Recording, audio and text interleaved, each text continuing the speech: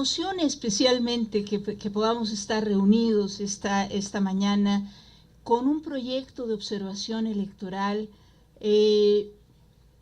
yo creo que diferente al tipo de proyectos que conocemos, porque es mucho más conocido el asunto de vigilar la parte de qué sucede el día de las elecciones, qué está pasando en las casillas.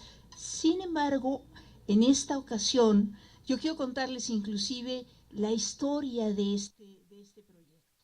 Y quiero contarles también, bueno, qué es el Observatorio Ciudadano de Medios, OMCIM, por si hay quienes todavía no estén familiarizados con la labor que nosotros realizamos.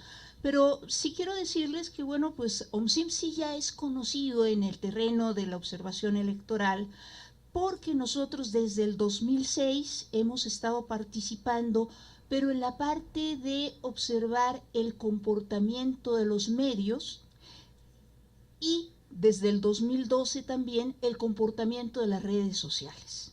Entonces, ya tenemos un trabajo previo en ese sentido. Ya hemos hecho labores, hemos tenido trabajos conjuntos también con otras organizaciones de observación electoral. Pero en esta ocasión sí les queremos, y en este proceso también estamos realizando la observación del comportamiento de los medios y las redes sociales. De eso ya hablamos hace un par de días, pero en esta ocasión sí tenemos este proyecto que es novedoso para nosotros, ¿no? ¿Qué sucedió? Que bueno, se había retrasado un poco la convocatoria para la observación electoral. Cuando llega, bueno, pues yo la leo pues con gran ansiedad y bueno, pues para preparar y presentar el proyecto de la observación de medios, pero veo que entre los temas sugeridos para la fase previa a las elecciones, porque está dividida la convocatoria en una observación de la fase previa, durante las elecciones y posterior al proceso electoral. Entonces, durante la fase previa venía pues una parte de observación y promoción de la participación y el respeto a los derechos y a la inclusión de los jóvenes, de las mujeres, de los indígenas, e incluso creo que viene una parte de la diversidad sexual, pero no venía la parte de discapacidad. OMCIM desde el 2012 ha estado trabajando esta parte de la inclusión, del concepto de inclusión, del concepto de cultura de la discapacidad, porque estamos plenamente convencidos de que no hay democracia sin inclusión. O sea, en el momento en que tenemos una sociedad en la que prevalecen estas situaciones de discriminación por cuestión de raza o por cuestión de género o por cuestión de discapacidad, entonces ya tenemos cosas sobre las que tenemos que trabajar. OMCIM lo ha hecho. Tuvimos un programa de radio en el IMER, presentamos un proyecto en Radio Ciudadana y bueno, pues ganamos el concurso, tuvimos un programa de radio durante todo el 2014. Entonces, bueno, ya estábamos familiarizados con el tema. Y uno de las partes más exitosas de ese programa de radio fue justamente cuando descubrimos la parte de la cobertura que hicieron reporteros de Animal Político, Paris Martínez y Frances Messeger, de un caso específico de un chico con parálisis cerebral que, a pesar de que tenía su credencial de lector y que estaba en las listas nominales, según los manuales del entonces IFE, no iba a poder votar. porque su apariencia lo iba a hacer pasar como una gente con déficit mental, o sea, que no podía, y estaba prohibido en ese entonces en el manual que entraran este tipo de personas. Entonces, fue un fenómeno interesantísimo porque la familia del chico utilizó las redes sociales, se pusieron en contacto con Paris Martínez, que ahorita nos va a contar la historia ya a detalle, y bueno, fue una historia de éxito porque finalmente se modificó el criterio del entonces IFE, mandaron una circular, bueno, ya todo fue en el último minuto, pero por lo menos él sí pudo votar y las personas que se enteraron sí pudieron votar. Teniendo eso en mente, lo que yo dije es, tenemos que proponer algo que lo que haga sea dar visibilidad al tema de la discapacidad. Entonces, pues nuestro proyecto es ese. Nuestro proyecto es trabajar en este momento, revisar los documentos que tienen las autoridades electorales y sobre todo ayudarles a dar mucho mayor difusión al tema. Entonces, los convocamos a esta reunión porque se nos ocurrió lanzar la campaña con un hashtag que diga yo voto por la inclusión. Entonces, con ese hashtag de yo voto por la inclusión, pues vamos a estar difundiendo ideas en Twitter, pero además vamos a estar difundiendo el sitio de internet que creamos. Lo creamos con apoyo de Cosmos Ciudadano, que ahorita vamos a platicar también sobre esta alianza que tenemos. En ese sitio hemos realizado cápsulas en donde también diferentes asociaciones, como la Escuela para Entrenamiento de Perros Guía para Ciegos, que también están presentes, y por eso tenemos un perro guía también acompañándonos. Dos, es que nada más vi uno, pero perdón, pero ya me estoy saltando a uno. Perfecto, bueno, entonces ya habíamos trabajado con ellos en el programa de radio, nos habían contado su historia y cuando tuvimos esta oportunidad de bueno, pues dar visibilidad a los derechos de las personas con discapacidad, dijimos, bueno, es muy importante. ¿Por qué? Porque teníamos el antecedente de que muchas veces la gente confunde al perro guía con una mascota y entonces luego en algunos restaurantes no los dejan entrar, ¿no? Entonces, una de nuestras primeras cápsulas es: no soy mascota, soy una extensión, soy los ojos de mi dueño, entonces funcionario de casilla, déjanos entrar, déjanos votar, ¿no? Tener esa conciencia son pequeñas cápsulas de educación cívica, pues las podemos difundir en internet y bueno, también tenemos ya algunas viñetas con humor respecto a eso también para que la gente las pueda difundir, ¿no? Fácilmente, compartir con sus amigos y que bueno, vayamos de esa manera generando esta cultura de la discapacidad muy enfocada a los derechos electorales, ¿no? Entonces, bueno, dijimos, pues está muy bien y tenemos también ya un primer programa con una mesa de análisis sobre lo que hemos ido encontrando, descubriendo sobre la cobertura que los medios y las redes han hecho respecto a los derechos de las personas con discapacidad y a las facilidades que las autoridades están ahora implementando. Están las boletas en braille, se comprometieron a un mayor número de casillas con rampa, se comprometieron a tener también las mamparas movibles y se comprometieron también a dejar entrar a los perros guía, ¿no? Y hay otra serie de compromisos, pero entonces hay que difundirlos. digamos que lo que hemos notado es que como en la como en el escenario electoral pues ha prevalecido también la parte de las campañas de lodo, etcétera, las buenas noticias esas no tienen cabida, ¿no? O sea, las cosas que se están haciendo bien, esas pues no. Porque bueno, también tenemos el beneficio de que como estamos en los dos proyectos, entonces podemos comparar las dos cosas, ¿no?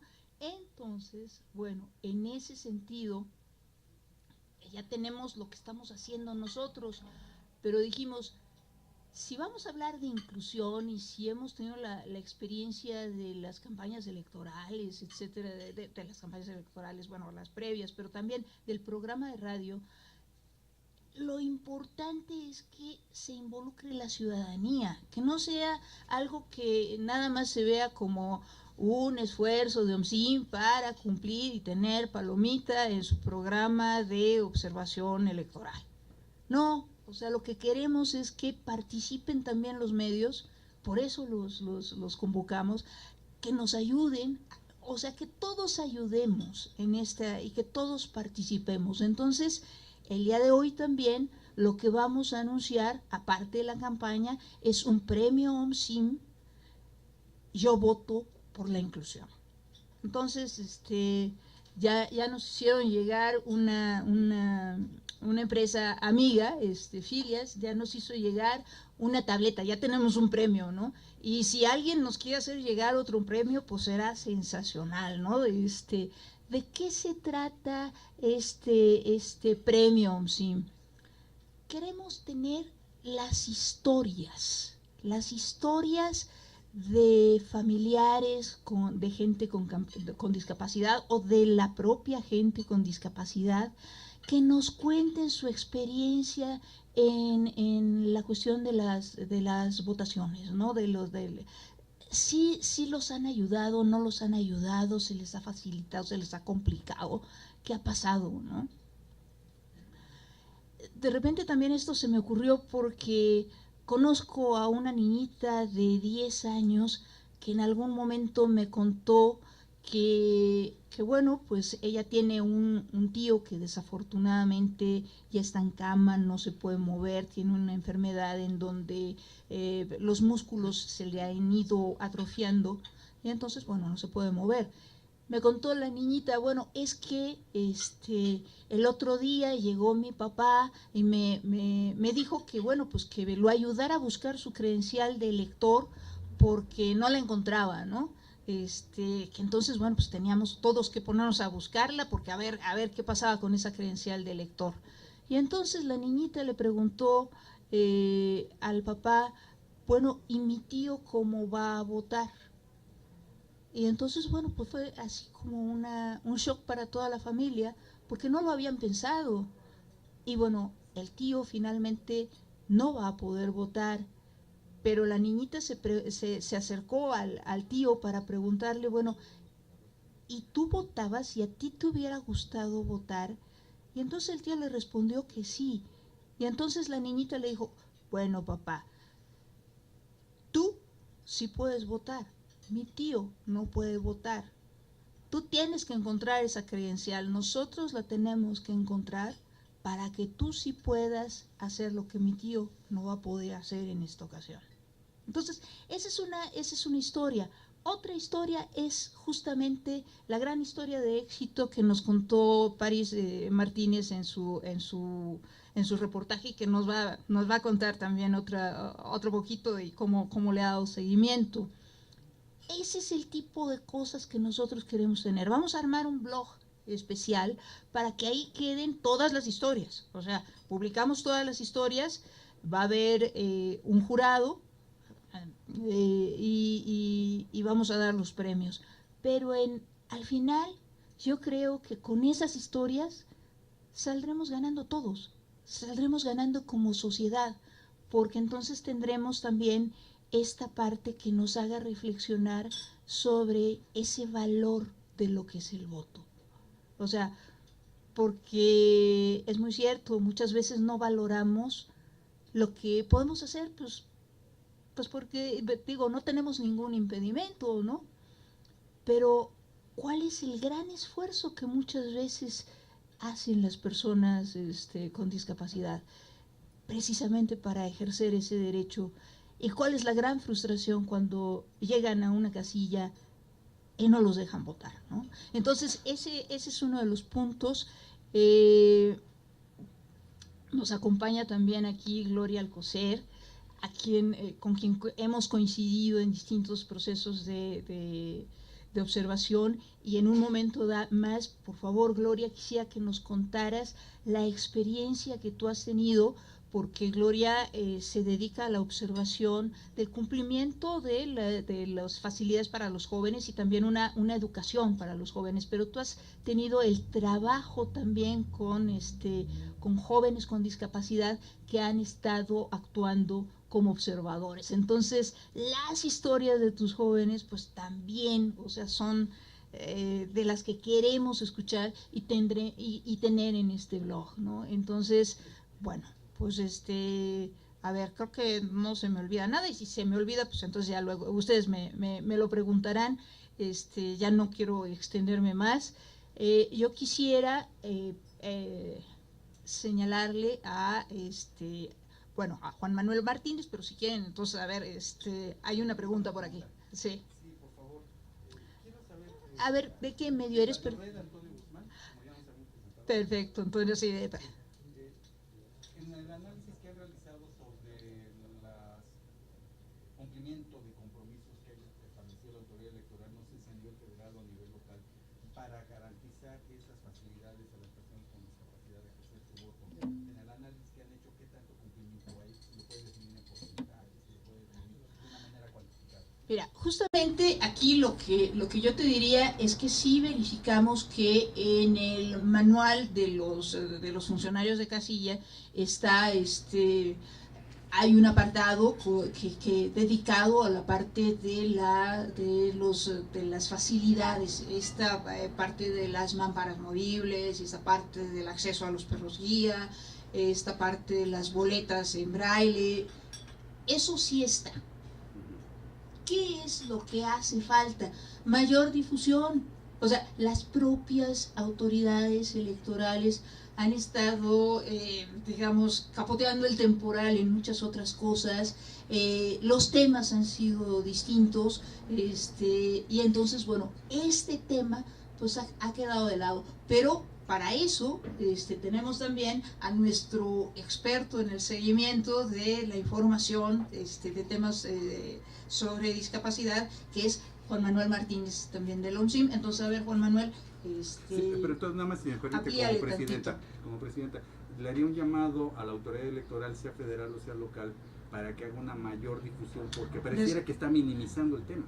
Mira, desde luego, o sea, sí es muy importante que en este cierre, que en estos días previos a las elecciones, quede muy claro que las personas con discapacidad tienen derechos. O sea, no es una concesión, no es...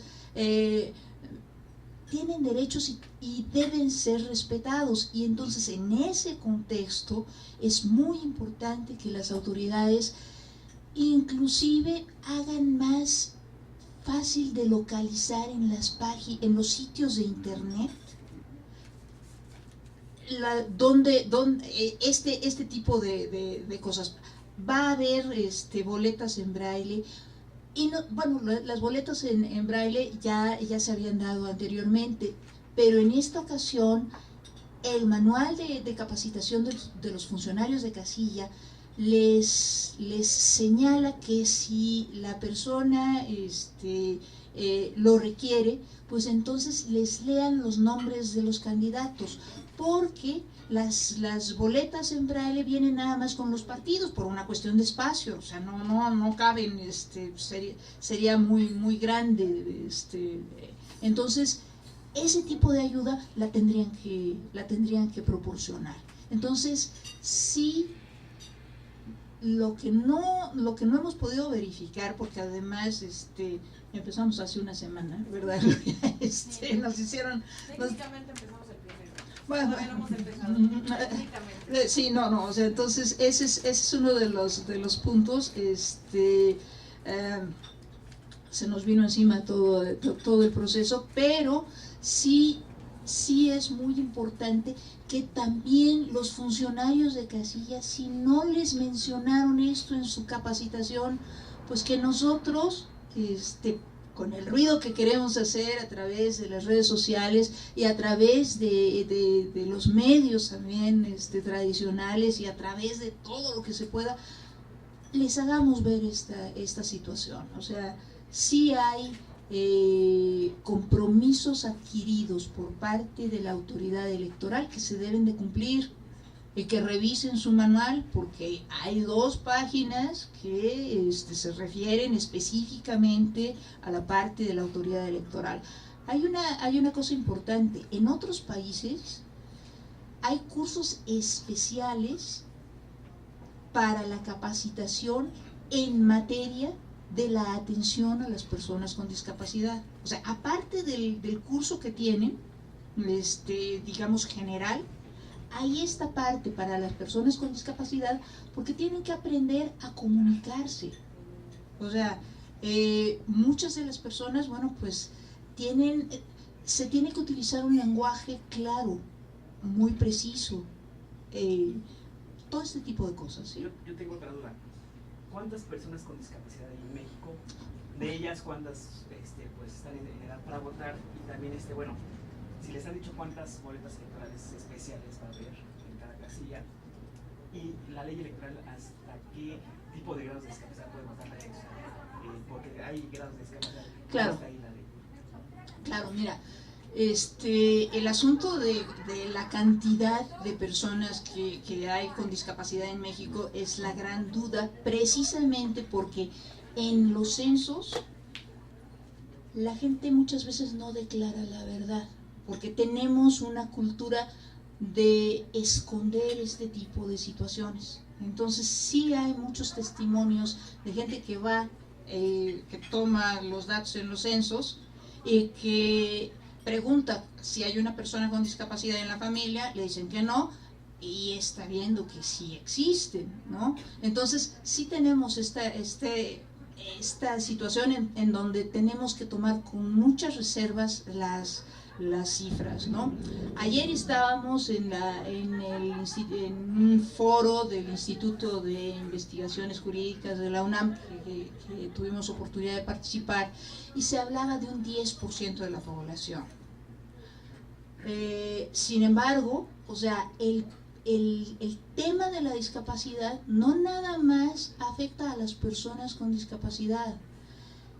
Consideremos que afecta a las personas con discapacidad, a sus familiares y a sus amigos. Y además es un tema importantísimo de políticas públicas. ¿Por qué? Porque de repente también los familiares de las personas con discapacidad, muchas veces, si no está bien atendido este asunto, entonces tienen que dedicar horas, tiempo que podrían dedicar especializado, para sus profesiones, etcétera, para resolver el asunto de qué hacen con sus personas con discapacidad. Entonces, si no hay una atención y si no hay una política pública en ese sentido, entonces, bueno, pues no se puede atender, ¿no?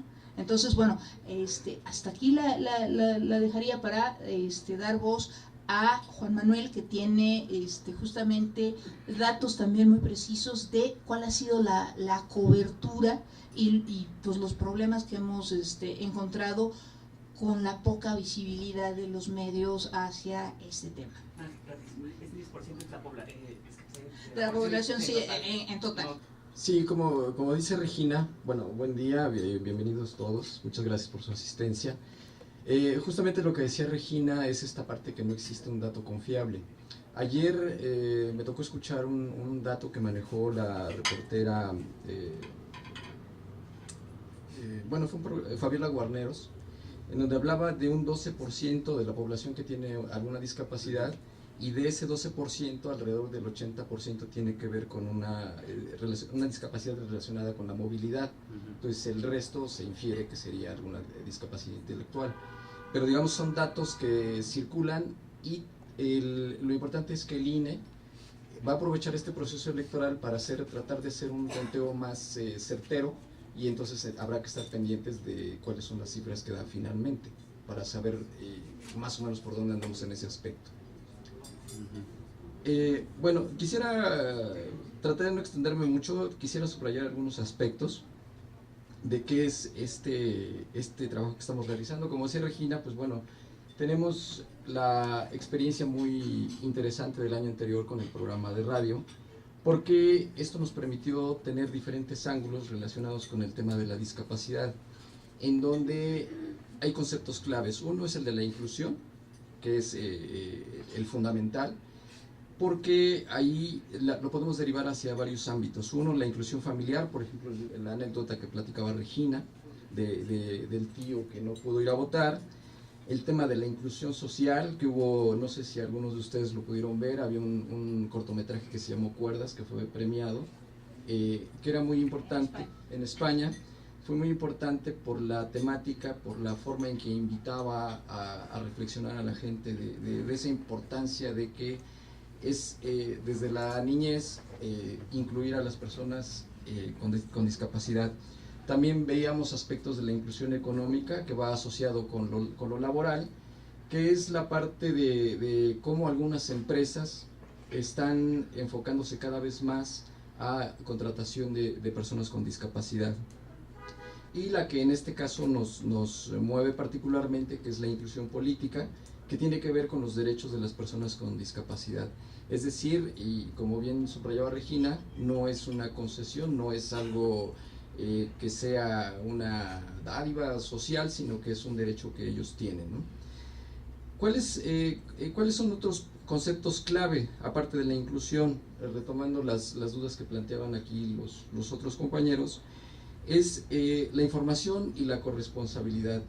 Hay muchas herramientas que se tienen, pero si no se informa de manera adecuada, si no se le da una proyección adecuada, pues evidentemente no va a tener la eficacia que se busca. ¿A qué me refiero? La semana pasada hubo una conferencia del Tribunal Electoral para informar sobre todas las herramientas que se tienen para las personas con discapacidad. Todo esto que ya hemos comentado, que son las mamparas, los sellos, las boletas braille, etcétera, una serie de mecanismos. Desafortunadamente ese tema tuvo un perfil muy bajo en los medios, fueron muy pocos los medios que retomaron la información. Entonces, bueno, están las herramientas, pero faltó esa difusión. Hubo otro evento muy importante en Nuevo León, que fue una reunión de los candidatos a la gubernatura, que se reunieron con el organismo que aglutina a todos los organismos que hay relacionados con personas con discapacidad. De nuevo, este evento pasó con muy bajo perfil. Ahorita pues hay encuestas y el Bronco y hay muchas otras cosas, pero a este evento en particular se le dio muy poca difusión. Y es muy importante porque lo que señalaba la presidenta de esta organización es que es un esfuerzo inédito que no se había dado en otras ocasiones, y ojalá se pudiera replicar a nivel nacional, ¿no? Que los candidatos a algún puesto de elección popular se reunieran con estas organizaciones para conocer sus necesidades y sus propuestas. Solamente quisiera retomar esta parte de la visibilidad, porque les comentaba de esta presentación de las herramientas que se tienen para sufragar y el experimento que se hizo en Nuevo León. Entonces lo que está detectado es que es importante trabajar en esta área de la corresponsabilidad. En el tema de la discapacidad todos tenemos una responsabilidad, desde la parte individual hasta la parte colectiva, partidos políticos y demás. Entonces lo que correspondería sí es la tarea de las autoridades difundir estas herramientas, difundir lo que se tiene, pero en este caso también habría que hacer una exhortación a los medios para que pudieran darle un tratamiento más amplio a este tipo de temas. Entonces, ¿qué es lo que nosotros perseguimos con este seguimiento? Uno es colaborar a hacer más visible el tema, colaborar de diferentes maneras. Primero tratar de que se esté debatiendo en la agenda. Después, como comentaba Regina, pues todo este trabajo de materiales que se está haciendo para tratar de llegar a más personas. Y la otra es esta parte del hashtag o la idea Yo voto por la inclusión, que es muy importante porque sirve para la coyuntura, pero yo creo que lo importante es que puede ser útil incluso hacia adelante, no necesariamente en una coyuntura electoral, precisamente para trabajar en en la elaboración, el fortalecimiento de esta cultura de inclusión, precisamente porque va a ser reflejo de nuestro avance o no como sociedad en general. Obviamente hay que reconocer que hay avances, que no hemos estado estancados, y de hecho una de las partes que nos ha tocado detectar, que coincidió paralelamente las elecciones en México con las elecciones en España, y en España todavía estaban en el debate de si las personas con discapacidad intelectual podían votar o no, porque España no se ha adherido al planteamiento, a la Convención de la ONU en ese sentido, y bueno, cuando menos aquí en México, al menos en el papel estamos inscritos, estamos adheridos. La otra es que esto permitió también saber que en España tampoco se le dio mucha difusión a este tema. Estuvo este debate, pero tampoco se le dio mucha difusión. Pero hay que tomar en cuenta que está tomando dimensiones importantes y que podrían reflejarse en algún momento en México, que es, por ejemplo, uno de los principales candidatos de la organización Podemos, va a llegar al Congreso, y es una figura emblemática porque, bueno, pues tiene ya una experiencia anterior en el trabajo de la discapacidad. Entonces no solamente va a representar por sí mismo a este tipo de personas, sino que va a lanzar sus propias propuestas, que de hecho es uno de los puntos que se marca también como pendientes de avanzar, que los políticos traten ese tema y que planteen propuestas, pero que también lo pueden hacer las propias personas con discapacidad, atendiendo su propio entorno y haciendo propuestas muy específicas para cada caso. Paris Martínez, pues ya les he hablado mucho de la historia, del reportaje. Entonces, Paris ha aceptado ser uno de los jurados del premio AMSIM, Yo voto por la inclusión. Entonces, bueno, pues el otro jurado va a ser Alfonso Villalba del Fondo Miedo México, y bueno, pues yo también estaré dentro del jurado. Entonces, pues sin más, Paris, por favor, cuéntanos esa historia, ¿no? Nada más rapidísimo, es que no me comentaron, ¿con qué grado de discapacidad la gente no podrá votar?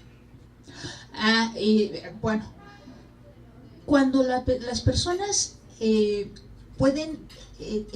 tienen la parte de poder decidir, tener la capacidad de decisión, entonces es cuando se les otorga su credencial del IFE, y entonces sí pueden votar. Aquí la historia que nos va a contar Paris es de una persona con parálisis cerebral que puede tomar todas sus decisiones, está plenamente consciente, tiene dificultades para expresarse. Es más, estábamos pensando que, por ejemplo, para marcar la boleta puede tener muchas dificultades, porque inclusive puede marcar en un sitio equivocado, etcétera. Ahí necesitará de algún tipo de asistencia, pero sí puede expresar su voluntad. Entonces, eso es muy importante que estemos sensibilizados y que el funcionario de casilla lo sepa. O sea, que una discapacidad intelectual una discapacidad también física, en este caso de las personas con parálisis cerebral, no impide o no debe de impedir ese voto, ¿no? También tenemos la situación de síndrome de Down, ¿no? Entonces sí es muy importante que los dejen votar. Y bueno, hay una parte que no hemos tocado, porque pues, nos hemos enfocado en este momento en lo que es más inmediato, que es garantizar el derecho al voto, pero también tienen derecho a ser votados. Y esa parte de plano, esa sí no existió, ¿no? Entonces, bueno, a ver, Paris, cuéntanos tu historia. Cualquiera que sean sus características físicas o intelectuales, adquiere derechos ciudadanos, ¿no? Y entre ellos están el derecho a votar y a ser votado. La historia que yo narré, en realidad, a mí no me confiere ningún mérito. Es una historia precisamente de una familia que, al ver atropellados o negados institucionalmente una serie de derechos que México tenía suscritos, México incluso fue promotor de la Convención Internacional por los Derechos de las Personas con Discapacidad, la cual muy claramente subrayaba que entre estos derechos estaba el de no solamente votar y ser votado, sino que establecía la obligación de los estados para promover el ejercicio de estos derechos y el conocimiento de estos derechos. Por ejemplo, en México el desconocimiento generalizado entre todos, ¿no?, acerca de los derechos de las personas con discapacidad nos hace pensar que incluso puede haber algún tipo de nivel a partir del cual decir, aquí ya está superando el nivel de discapacidad tolerado, permitido, lo que sea, para votar ya no es apto, ¿no? Eso es imposible.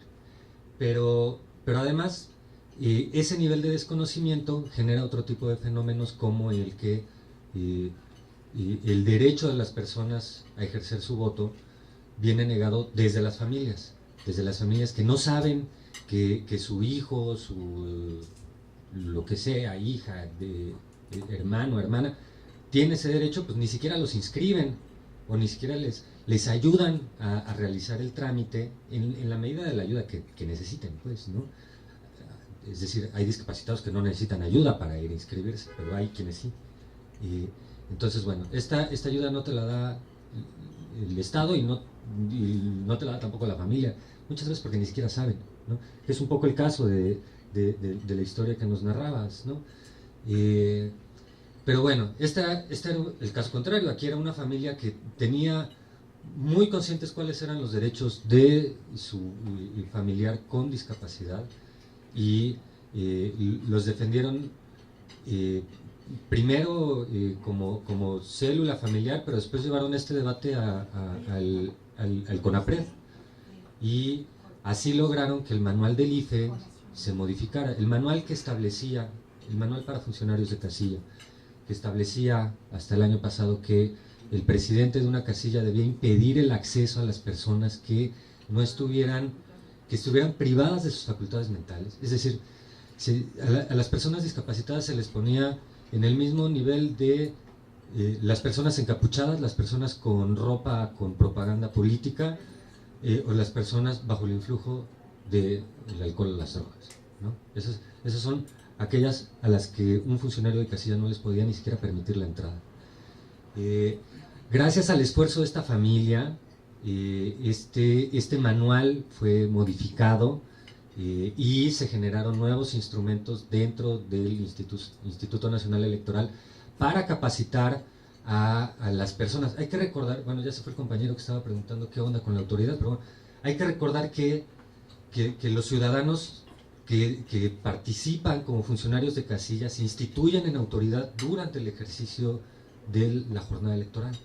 Entonces, por ejemplo, el manual anterior generaba contradicciones tales como que una persona sin ningún tipo de capacitación médica o conocimiento alguno en nada que tuviera que ver con el mundo de la discapacidad, con esta gama de factores que inciden era quien determinaba quién podía entrar y quién no. Y se generaba una doble discriminación o una discriminación dentro de la discriminación, porque se permitía el voto o se daban facilidades para que la gente con discapacidad visual, etcétera, participara, entrara a la casilla e incluso se les asistía por otra persona para ejercer su voto. Y sin embargo, esta misma asistencia se le negaba a aquellos que no tenían discapacidad visual, pero que, por ejemplo, teniendo una discapacidad motriz no podían controlar el movimiento de sus extremidades, ¿no? Este tipo de contradicciones, digamos, intentan resolverse con este manual, pero pues, necesariamente, al ser la jornada electoral un ejercicio ciudadano, pues lo que se demanda no nada más es el conocimiento de los funcionarios de la institución, sino básicamente el conocimiento de la ciudadanía que va a participar en el ejercicio electoral, ¿no? De de las personas con discapacidad que sepan que pueden votar, que tienen el derecho a votar, de sus familias que sepan que tienen sus familiares el derecho a votar y ser votados, pero además pues es la obligación fraterna, filial, solidaria, ciudadana de asistir a sus familiares para que puedan ejercer este derecho, y pues el conocimiento de todos para que, teniendo o no una discapacidad, seamos capaces de distinguir una irregularidad que suprima los derechos de las personas con discapacidad y poderla denunciar o subrayar en caso de que el ejercicio sea muy positivo, lo cual es lo más rescatable de este concurso que ustedes van a hacer y al cual me invitan a ser jurado, que va a permitir poner énfasis en los casos concretos, cómo se ejercen o se privan estos ejercicios en el día del éxodo a las urnas, ¿no? Entonces, bueno, ya no sé qué más decir, pero bueno, para todos los compañeros de la prensa que quisieran entrar en contacto con la familia de José Alberto, que fue finalmente quien dio pie a todo este cambio institucional en beneficio suyo y en beneficio de todos los demás discapacitados, personas con discapacidad motriz o sensorial del país, con mucho gusto yo les puedo facilitar el contacto para que puedan hablar con ¿Qué ellos. edad tiene esta persona? En el momento de la elección tenía 21 años, ahora debe tener 23, 24. Fue en la de 2012, imagino. Así es. ¿Y sí, fue su primera vez que votó? Era la primera vez que votaba, pero bueno, es bien importante esto. Él sí logró ejercer su voto porque lograron sensibilizar al funcionario que estaba encabezando la casilla a la que le tocaba acudir. Pero, bueno, y además de que gracias a la presión de él y de su familia habían logrado que el entonces IFE emitiera 3 días antes una circular hacia sus funcionarios, previniéndolos de que tenían que facilitar el voto de estas personas.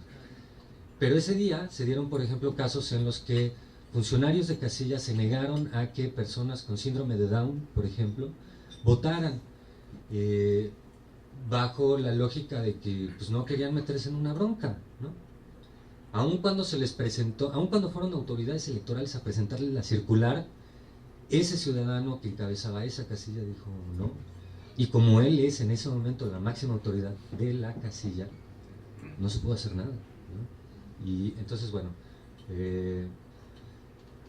ya no sé qué te quería decir, pero para allá va la cosa, ¿no? O sea, lo que él hizo trascendió mucho. Yo en el momento en el que publiqué el reportaje había hecho un cruce porque el IFE, el Instituto de Estadística, el INEGI, no genera una estadística como tal, pero sí puedes hacer un cruce porque te dice cuántas personas con discapacidad hay, obviamente con datos del censo de 2010 que afortunadamente se van a actualizar pues, para el año que viene, porque ahorita viene el corte intercensal, ¿no? En donde se van a refrescar de nuevo todos estos datos. Pero bueno, con datos de 2010 se podía determinar más o menos cuántas personas existían en México con algún tipo de discapacidad y cuántas de ellas estaban en edad de votar. De ellas, ¿cuántas tenían credencial para votar? ¿Quién sabe? ¿Cuántas de las que tenían credencial para votar acudieron ese día a las urnas? ¿Quién sabe? Y de las que acudieron, ¿cuántas pudieron efectivamente ejercer su voto? Pues menos, ¿no? Entonces, ese es el gran reto del conocimiento, de la falta de conocimiento sobre el tema que tenemos como sociedad y que en función de que ese conocimiento sobre estos derechos vaya acrecentándose, se van a ir cerrando esos espacios como de incertidumbre y de oscuridad, ¿no? Sobre los datos. Muchísimas gracias, Paris. Y bueno, nada más subrayar esto que bueno, a mí siempre me sacudió de esta historia, que es la participación, el valor de la participación de los ciudadanos, el valor de la participación de esa familia, el cierre de filas. Y bueno, ahí hubo toda esta parte de una sensibilización a través de las redes sociales. Paris se enteró de este caso pues a través de Twitter. O sea, un tweet puede cambiar muchas historias. Entonces, tomemos conciencia también de eso, porque en estas elecciones Twitter y Facebook y YouTube sobre todo han sido también tomadas por los estrategas para la propaganda negativa y para...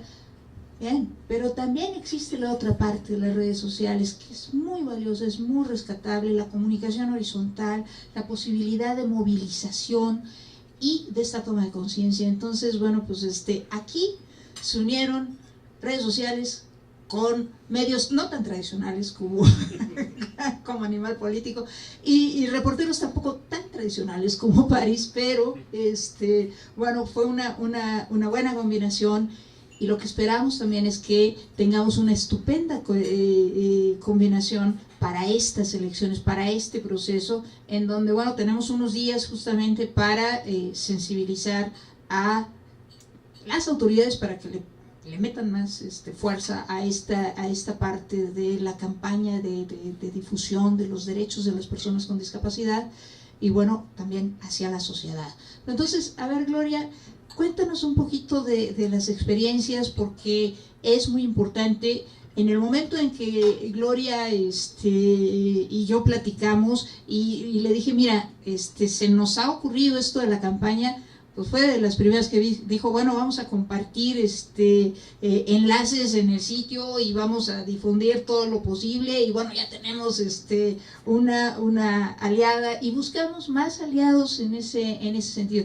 ¿Qué tipo de alianzas? O sea, son alianzas para que trabajemos juntos y para que nos incorporemos en la difusión de este tema, ¿no? Entonces, a ver, Gloria, si nos cuentas un momentito, y después, pues también tendremos unas palabras de Guillermo Hernández, que es el secretario técnico de la Coamex, que ellos ya elaboraron un manual también y han estado colaborando mucho con las autoridades del DF, ¿verdad? Sí, particularmente. Especialmente, pero bueno, ya nos contarás un poquito más. Que es defensa de derechos cívico-políticos de las juventudes. Entonces, hemos hecho 3 observatorios con el Fondo de Observación Electoral, un observatorio específicamente de política pública en materia de juventud. Y parecería absurdo, pero la verdad es que es así. 38 millones de jóvenes, más o menos el 30% de este país son gente joven, de 12 a 29 años. Entonces empezamos a decir, bueno, ¿dónde están los derechos de esta gente? ¿Dónde están los jóvenes y las jóvenes en esto? Y nos dábamos cuenta que estaban completamente invisibilizados. Que en el INE, bueno, en su momento el IFE tenía una cosa que se llamaba Rola por la democracia, una cosa así. Pero no había, en realidad, programas de educación cívica, que esa es otra de las grandes líneas que nosotros trabajamos, que es que hace el IFE, no solamente, bueno, en su caso el IFE, ahora el INE, en oficinas centrales, esto quiere decir aquí en el DF, sino en 5 estados. Entonces, la primera aventura que tuvimos relacionada al tema del día de hoy fue que en 2009 nosotros lanzamos las convocatorias en las universidades por redes sociales, y llegó una chica, Daniela, de 20 y tantos años, de la Ibero, con un problema de discapacidad motriz. Entonces ella nos dice, yo sí quiero ser observadora.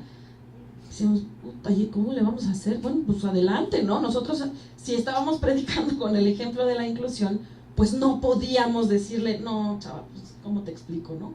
Incluso ella llegó con una camioneta totalmente adoptada, nos dijo, no se preocupen, yo tengo toda mi infraestructura personal para hacerlo. Y Daniela fue la primera gran maestra de nosotros en el tema de participación de juventudes con discapacidad. ¿Por qué? Porque nos dábamos cuenta que primero las juventudes estaban fuera de los panoramas. Cuando hacían observación o cuando hacen, pues son los que lanzan el día de la jornada las propias organizaciones de la sociedad civil, que eso es muy triste, pero así es. Y entonces les dan sus 200 pesitos y les dicen, vete ahí en la casilla a cuidarlo 3-4 horas y punto. Nosotros no, nosotros lo que hacíamos y lo que seguimos haciendo son procesos de capacitación, por ejemplo con el IFAI. ¿Qué les decimos a los observadores? Bueno, pues te vamos a capacitar para que puedas hacer preguntas por vía transparencia al IFE, que tiene todo su arte. Pero decíamos, bueno, pues si ya estamos en estas de los jóvenes, pues vamos a abrir una nueva etapa. Y en 2012, después de la experiencia con Daniela, dijimos, vamos a hacer un pequeño grupo, nuestros grupos de observación son pequeños porque se hace mucha investigación. E hicimos dentro de estos 44 observadores que tuvimos en 2012, 8 con jóvenes con discapacidades diferentes, con discapacidad visual, motriz, con síndrome de, tú me habías dicho cómo se llamaba, ese síndrome. Entonces, Primero que nada, pues nosotros nos dimos a la tarea de capacitarlos. Pues ¿cuál fue nuestra sorpresa? Que los capacitados fuimos nosotros, como Fuerza Ciudadana. Porque empezamos, no sabíamos cómo empezar, o sea, el decirles, a ver, pues ¿qué quieren observar? Félix, un chavo con un perro guía, justamente nos decía, bueno, pues yo quiero ver la cara de la gente del IFE cuando yo sea un observador ciego. ¿Qué observa un observador ciego? Si su propia palabra es observar, es mirar. Entonces nosotros lo que decíamos era, cuéntenos su historia del día a día, cuéntenos, ayúdenos a visibilizar, que eso es lo que dice Regina, es bien importante. Lo que no se nombra no existe. Y nosotros lo que le pedíamos al INE era, mira, aquí tienes un caso de doble o hasta triple discriminación. ¿Por qué? Porque había, por ejemplo, joven, mujer con discapacidad. Triple, ¿no? Ahí estábamos viendo Tania, que yo creo que Tania va a ser una de sus fuertes competidoras. Nosotros la vamos a convencer de que ella dé su testimonio porque lo hizo en video. Y en verdad, para nosotros fue una experiencia, primero, y lo voy a decir, aunque a lo mejor no es el mejor término, pero para nosotros fue así, tremendamente conmovedora en el sentido de movernos, no de solamente decir, ay, pobrecitos, no, de movernos y decir, ¿cómo le hacemos? ¿Cómo incluimos a esta gente joven? Había un chico también que tenía su programa en el IMER, justamente. Entonces nos decía, es que lo más importante en la experiencia para nosotros como observadores es que nos voltearon a ver, es que nos incluyeron, es que nos dieron voz. Y de verdad, bueno, me acuerdo un pleitazo para que entrara Melody, la perrita guía, porque en un VIPS nos llamaron para decirnos no lo dejan entrar, ¿no? Pues ahí vamos todos en bola a decir, ¿cómo es posible? Pero son cosas que ni siquiera nosotros habíamos mirado. Entonces también justo este tema que mencionaba París de las personas privadas de sus facultades mentales, bueno, nosotros queríamos balacear a quien había hecho eso, porque observamos también capacitación a funcionarios de casilla de entre 18 y 29 años. Y una cosa muy particular que hicimos fue en todas las baterías de nuestras preguntas en capacitación, y en el día de la jornada electoral se incluía, ¿tienes algún diseño o capacitación en materia de atención a personas con discapacidad? No. Era no, contundente, ¿eh? Y los propios, eso también es un ejercicio muy interesante. Nuestros propios jóvenes observadores con y sin discapacidad hicieron una empatía muy importante, porque primero se conocieron entre ellos en su calidad de jóvenes, y luego los que iban, nosotros hacemos el día de la jornada parejas que van recorriendo las casillas, y todo el mundo se peleaba porque querían ir con alguien de los chavos con discapacidad, porque querían defenderlos, querían apoyarlos. Y en verdad creo que eso nosotros se los compartiremos con mucho gusto. Yo creo que yo los puedo compartir desde la parte técnica y metodológica, pero me parece muy importante con esta campaña que nosotros nos sumamos como organización de manera, así dije a Regina, ¿dónde firmamos? Tengo la oportunidad también de ser asesora internacional de PNUD y de UNESCO en materia de políticas públicas y participación política con jóvenes. Esto lo pondremos en la mesa porque siempre se analizan buenas prácticas. Por supuesto lo vamos a poner ahí, ¿no? Es un compromiso mío personal, pero también de mi organización. Y sobre todo, yo sí insistiría mucho, la defensa de los derechos cívico-políticos, el derecho a votar, pero también a ser votado, eso es bien importante. Eso lo hacemos con los jóvenes también. Muchos van a votar y todo, pero ya que a la hora de ver en los partidos y de ver cuántos entran a las competencias, son mínimos. Y debe de haber un compromiso real desde la sociedad civil de decir, no nada más estamos aquí para visibilizar, sino para poner los temas en la mesa, para realmente impulsarlos y para que estas triples, cuádruples discriminaciones, el caso de, por ejemplo, afromexicanos es muy parecido, ni siquiera están en los censos. O sea, gente con discapacidad ya aparece. Nosotros acabamos de tener una reunión con jóvenes indígenas y afromexicanos, no están, no existen. Entonces será nuestro trabajo, yo creo que Lomsina ahí también nos echará la mano ahí al revés, para ver cómo colocamos a estas personas jóvenes, 18, 19 años, tienen los activistas afromexicanos en este momento, casi todos en Oaxaca y en Guerrero. Entonces, cuenten con nosotros esta experiencia, le decía Regina, hagamos este comparativo de lo que nosotros descubrimos en 2012, que fue chiquitito, pero creo que igualmente valioso con lo que hicieron ustedes. Y yo creo que eso va a sumar, y esto siempre es sumar, no restar. Muchas gracias, Regina. Me presento, soy Guillermo Hernández Martínez, estoy a cargo de la Secretaría Técnica de la Coalición México por los Derechos de las Personas con Discapacidad. Este es un colectivo, una coalición de organizaciones de la sociedad civil que tiene una amplia experiencia y reconocida trayectoria en el tema de personas con discapacidad. Solo por citar un ejemplo, APAC, Asociación Pro Personas con Parálisis Cerebral, es una de nuestras organizaciones fundadoras. Actualmente tenemos 7 organizaciones reunidas, que cada una trabaja de distinto tipo de condiciones de discapacidad, y una de las características de nuestras organizaciones coaligadas es que trabajan en red a nivel nacional. Solo también por citar un ejemplo, una de nuestras organizaciones con la red más grande de organizaciones en México es la Confederación Mexicana en favor de la persona con discapacidad intelectual, CONFEAC, que también ha sido pionera en la incidencia en políticas públicas.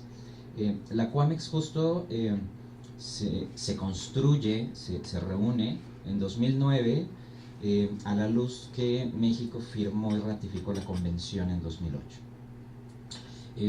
Creíamos que era un paso muy importante, que la sociedad civil hiciera un frente común, y particularmente para promover este nuevo paradigma de derechos humanos que establece la convención, y de esta manera romper con este enfoque médico-asistencial de la discapacidad. Digo puntualizando, la discapacidad sí es una limitación, pero la discapacidad surge cuando esta limitación en interacción con el entorno no le permite participar en igualdad de condiciones, ¿no? Entonces realmente la discapacidad se va a diluir cuando nosotros eliminemos estas barreras para que las personas puedan participar. Entonces nos hemos enfocado mucho en la promoción de la convención y hemos dado todo un seguimiento a la implementación de este tratado internacional, que es el primer tratado del siglo XXI que además se firma y se ratifica de una manera impresionante en todo el mundo. Y como decía el compañero Paris, México tiene un compromiso mayor porque México fue quien la propuso, ¿sí? Porque si alguien vino a rompernos estos paradigmas sobre ser votado, fue Gilberto Ricón Gallardo, ¿no? Y fue quien propuso este cambio de paradigma al mundo, y tenemos que tenerlo como muy presente, consciente, que además esto como mexicanos nos hace pues más responsables de que este nuevo paradigma de la discapacidad realmente se transmite por todos lados, ¿no? También les platico, nuestra coalición ha dado un seguimiento puntual a la implementación de este instrumento, y no sé si algunos de ustedes saben, pero México fue evaluado ante la ONU el año pasado sobre la implementación de esta convención, y quisiera citar que la ONU en su recomendación 55 y 56 hizo un especial énfasis en procesos electorales, ¿no? Respecto al artículo 29 de la convención, que justo habla sobre la vida política de las personas con discapacidad y su participación plena en esta vida política. Y en estas recomendaciones hace un especial énfasis en que las autoridades electorales y las leyes, la legislación en torno a procesos electorales sean debidamente adecuados para la plena participación de las personas con discapacidad, y haciendo un énfasis también particular en discapacidad intelectual y discapacidad psicosocial. Si bien ya las autoridades electorales han hecho acciones respecto a discapacidad visual, discapacidad motriz, hay otras discapacidades que no han sido del todo consideradas, ¿no? Entonces la ONU está haciendo un especial énfasis en estas dos condiciones de discapacidad. Reitero que es la discapacidad intelectual y la discapacidad psicosocial, que esta última la puntualizo porque para algunos es un tanto desconocida. La discapacidad psicosocial es la que se deriva a raíz de un trastorno neuropsiquiátrico como la depresión mayor, la bipolaridad, la esquizofrenia, que dada esta condición de salud, justo, ¿no?, al poder intentar interactuar con su medio, se ve frenado por un periodo de crisis, en fin. Que bueno, cuando hemos visto un funcionario de casilla que sepa qué hacer una persona que entra en crisis en pleno proceso, ¿no? Pero bueno, también quisiera puntualizar algunos temas. Bueno, aclarar, España sí firmó y ratificó la convención. De hecho es un país que promueve la inclusión de personas con discapacidad desde hace años, y de hecho para México siempre ha sido un referente de trabajo. Entonces creo que si un país que se ha comprometido con el movimiento y la causa de la discapacidad es España. Otro punto importante que quisiera destacar tiene que ver con las estadísticas. En México sí, en efecto tenemos los datos oficiales del INEGI. Hablamos que en el 2010 hablamos de un 5.1% de la población en condiciones de discapacidad.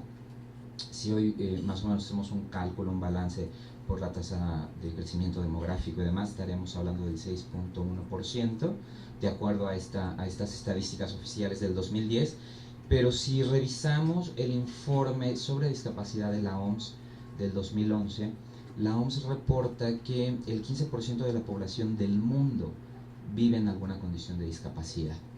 y que la discapacidad, un poco viendo los indicadores de relación, la discapacidad va a prevalecer en países que están en vías de desarrollo o que viven en condiciones de pobreza o de extrema pobreza. En ese sentido, si vemos las características de nuestro México, es muy incongruente que tengamos el 5 o el 6% de la población, ¿no? Porque además, por ejemplo, tenemos países como Holanda, ¿no?, que está reportando solo en Holanda del 12 al 13% de su población con discapacidad.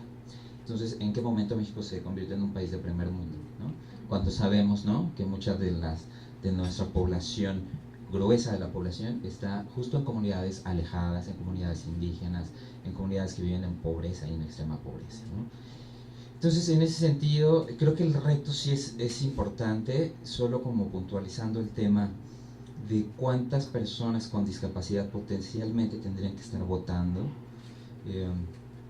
Estaríamos hablando que son alrededor de 6.596.677 personas. Esto haciendo un cálculo de la población entre 30 y 60 años, y considerando que en la lista nominal existen 82.568 más números menos números ciudadanos en la lista nominal. Esto tomando este relativo 6.1% que da el INEGI. Y esto sin considerar un posible aumento del 5% de los jóvenes que están entre 18 y 29 años, ¿no? Entonces, si vemos, sí es un número importante, es un número importante de personas con discapacidad que tendrán que estar ejerciendo su derecho al voto, y para ello también nosotros hacemos un énfasis en particular que tiene que ver con las medidas de accesibilidad, que es parte de los principios fundamentales de esta convención. Para nosotros la accesibilidad no son solo rampas. La accesibilidad, hablamos accesibilidad arquitectónica y accesibilidad a las informaciones, o a la información y a las comunicaciones. En ese sentido, la CUAMEX desde el 2012 ha impulsado una serie de indicadores para evaluar las casillas de votación.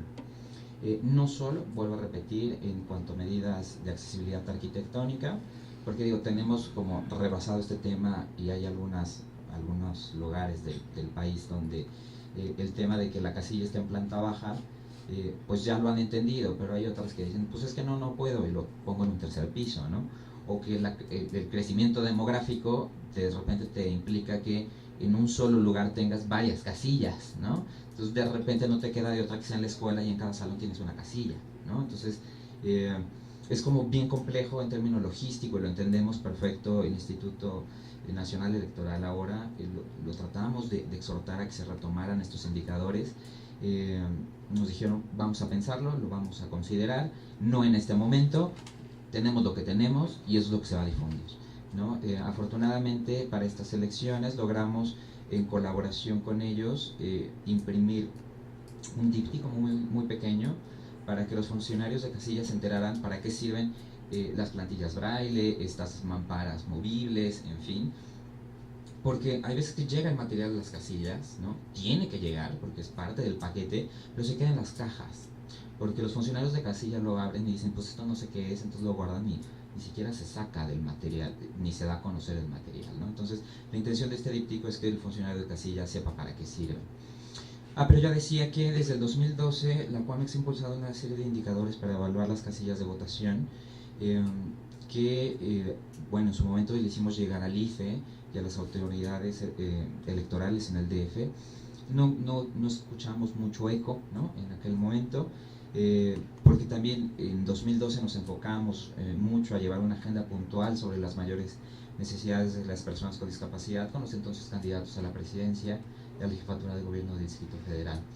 Quien sí retomó un poco este tema de la accesibilidad a la votación fue en un evento con Josefina Vázquez Mota, ¿no?, que fue quien hizo referencia y dijo, sí, me interesa, ¿no?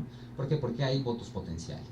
Como yo digo, y se los manejo a los políticos en términos de discurso político, si tú haces una acción afirmativa en favor de una persona con discapacidad, en realidad no está solo beneficiando a la persona con discapacidad, sino hay un impacto inmediato de por lo menos su círculo inmediato de 5 a 8 personas, entre mamá, papá, hermanos, terapeuta, compañeros, ¿no?